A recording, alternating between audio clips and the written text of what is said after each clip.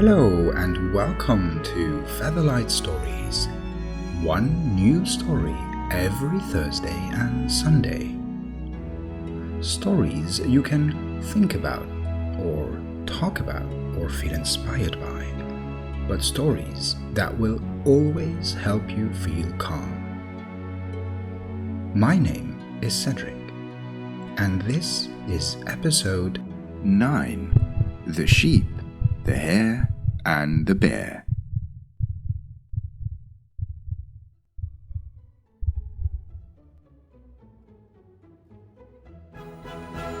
Before we humans started to wage war on each other, animals were already doing it.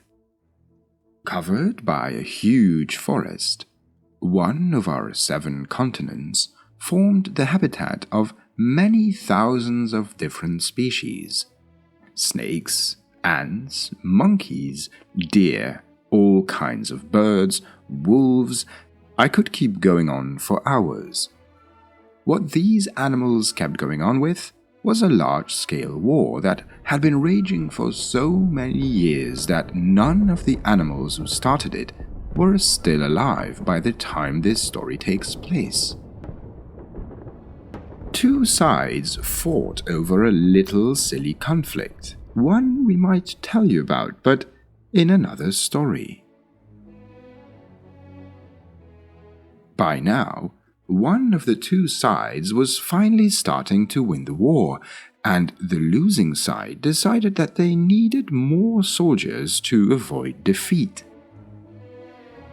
Their generals unanimously agreed that it was time for conscription, meaning every healthy animal in their side of the forest had to join the army, unless an animal was too young or too old or too sick or for some other reason not able to fight.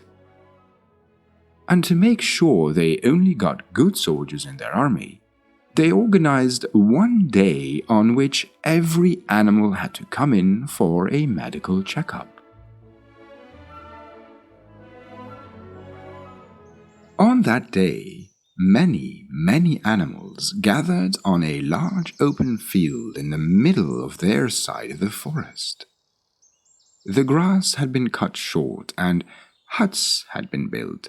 Tents had been set up and holes had been dug in which officers decided whether animals were fit to fight in combat or not. Somewhere at the edge of that field stood a sheep, a hare, and a bear. They were from the same part of the forest and had thus far been able to stay out of the fighting. But all that might change after today. "I really don't want to be sent to the front," said the sheep. "Of course not," the hare replied. "I've heard terrible stories." "Me too," said the bear. "I heard the food is really bad." The 3 stood there in the shade of a tree, talking about how badly they didn't want to join the army, when one of the many monkey officers came out of a tent and blew a whistle.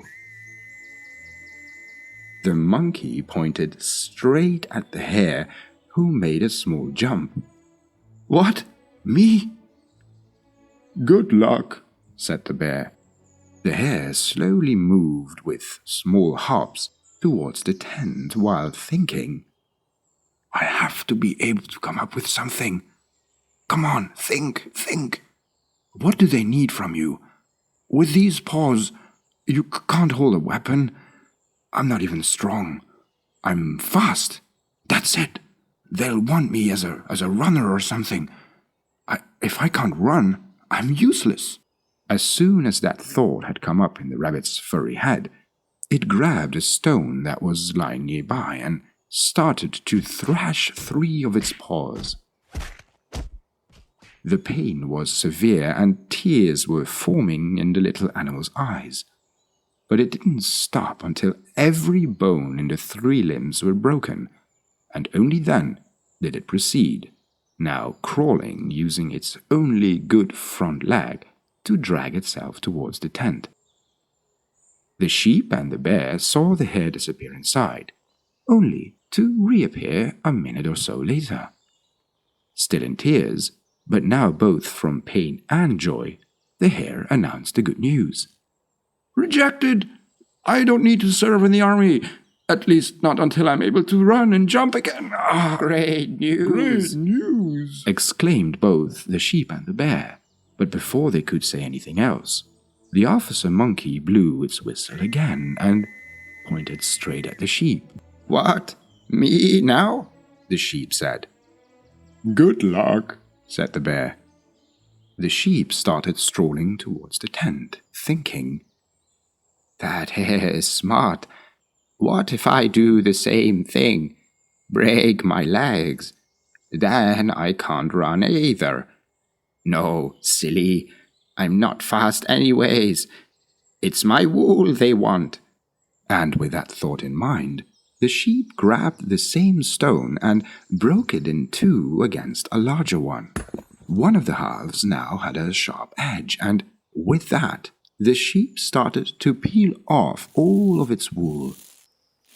There wasn't enough time to do it carefully, and the animal cut itself in many places. It hurt and started bleeding. Now looking like a mess with teary eyes, the sheep dragged itself towards the tent. The hare and the bear saw it disappear inside, but only to see it re-emerge only a minute later. And, asked the hare. "Rejected. Without wool, they have no use for me. Woohoo! Woohoo! The other two exclaimed. But the officer monkey's whistle blew again, and a finger was pointed straight at the bear. Oh no, it's my turn? Yes, and good luck. The bear started to waggle towards the tent, picking up the stone as it had seen the other two do and trying to think. This is too small to break my paws, and I don't have wool.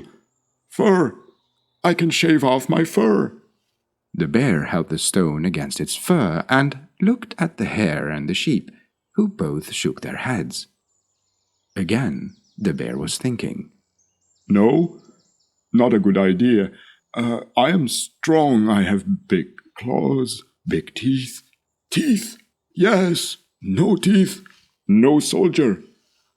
The bear raised the stone, bared its teeth, and started to smash the stone against them.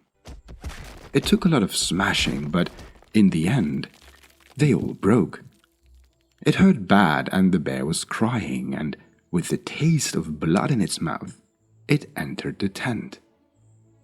The hare and the sheep saw it come out within just 30 seconds, and it waggled back towards them with both paws against the sides of its head, still in pain.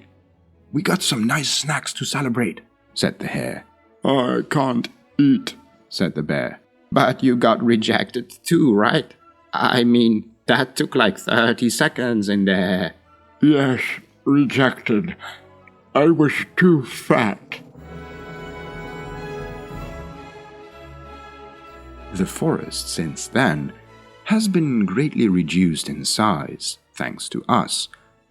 But that war, it's still undecided. Be careful should you ever visit that forest.